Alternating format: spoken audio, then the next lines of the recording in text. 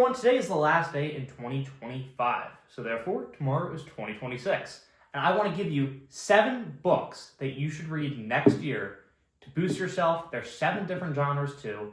They're not all fiction, they are not all nonfiction, they're not all financial literacy, and they're not all self-help. They're a good combination. So in this video, you're going to get 7 book recommendations and a message for your 2026 to make it a good year. All right, let's begin.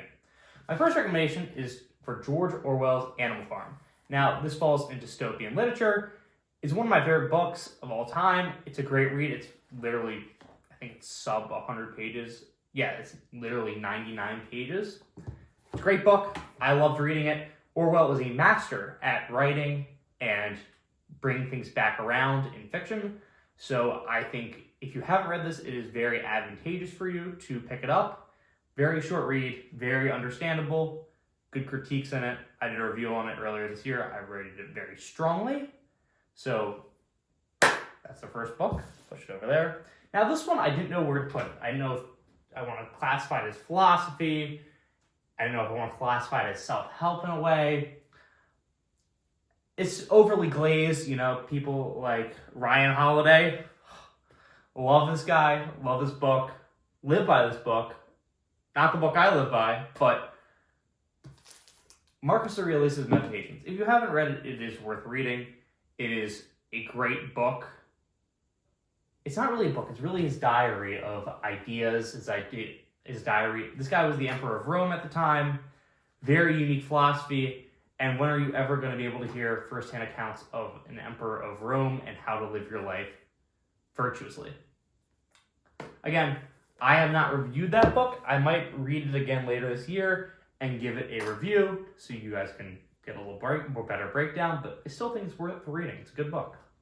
Now, for history. I love history. I do. I don't always love reading history, but I have always loved the concept of history.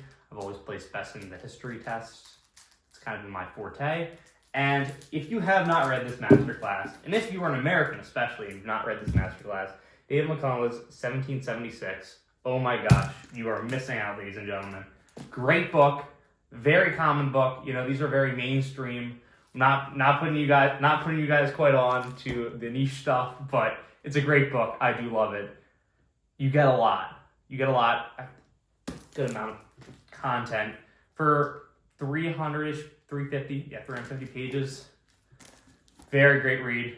Really recommend you reading it. It is worth the time. Okay, next, theology. I'm a Catholic, very well known, love God. C.S. Lewis's Mere Christianity, I believe it's the second most sold Catholic text next to the Bible. Great book. A book I reviewed earlier this year. C.S. Lewis, very interesting story, very interesting writer.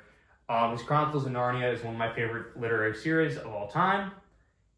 And just an expert writer, you know, former talk show host, not talk show, he would go on the radio. And this is kind of his Screwtape Letters, also an awesome work. Great guy. I mean, you just have to pick it up. If you're a Christian, Catholic, Jew, Gentile, whatever you are, it's worth the read. It helps you understand what the Christians believe, and because the Western world is based on those virtues, it's worth the read even if you're an atheist. Finance. Good old finance. Now, One Up on Wall Street was one of my first books I read as a young, I don't know how to describe myself a few years ago. Very passionate about money, maybe even a little too passionate, but, you know, this book, Peter Lynch does a great job of breaking down pretty much everything you need to know. You can read this book. I think I got this for Christmas of 2020. Jesus, that'll be after tomorrow. That'll be 6 years ago. Well, all right. But great book. Even if you have no background in finance, it's 100%. I 100% recommend you read this. 100%. There's a million online ebooks that are free of this. So that's one where you can pretty find it very loosely. Now, a little bit more niche than we're used to recommending here. Philosophy is kind of a topic that I didn't know if I wanted to recommend a book for you guys, because you can go through a very, very, very different schools of thought, whether it be Nietzschean, if you go to Greek, whatever you think. I like this book. This is my favorite philosophical book ever written. What do you know about Fear and Trembling by Soren Kierkegaard?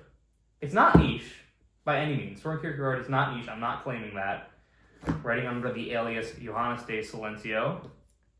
And it's just an awesome book. I loved it. I had to read this for class freshman year when I was taking existentialism.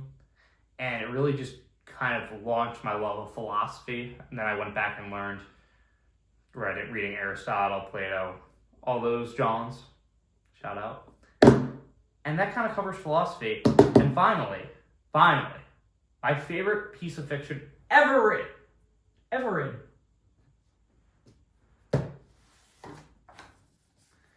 The Old Man and the Sea by Ernest Hemingway. I hate the hate that goes on for this book. I hate when people hate on this book. I love this book. It's a great book. Why do people are hating on this book? I don't get it. I still have yet to get it. I've read literally hundreds of negative reviews on Goodreads of that text.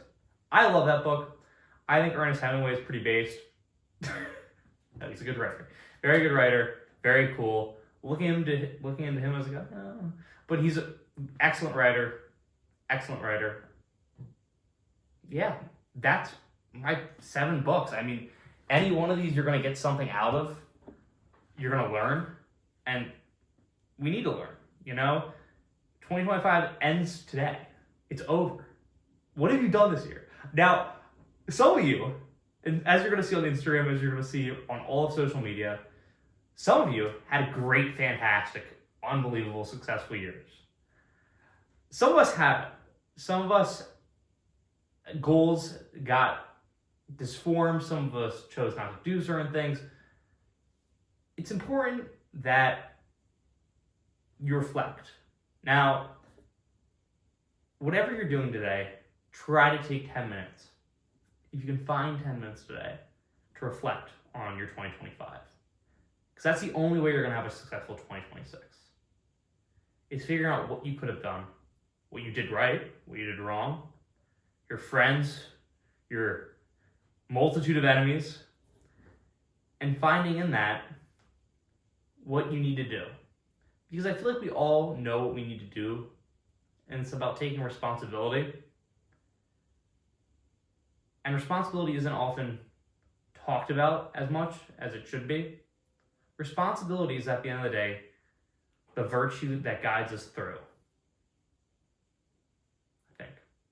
But, ladies and gentlemen, boys and girls, I hope you have a fantastic 2026. I hope it is better than your 2025. Even if you had the most fantastic 2025, have an even better 2026. Make the most of it. If you're alive watching this video, you are so unbelievably blessed. So many people would pay all their fortune every second of their day to be in your position right now. Don't forget that. God bless you all. Have a happy 2026.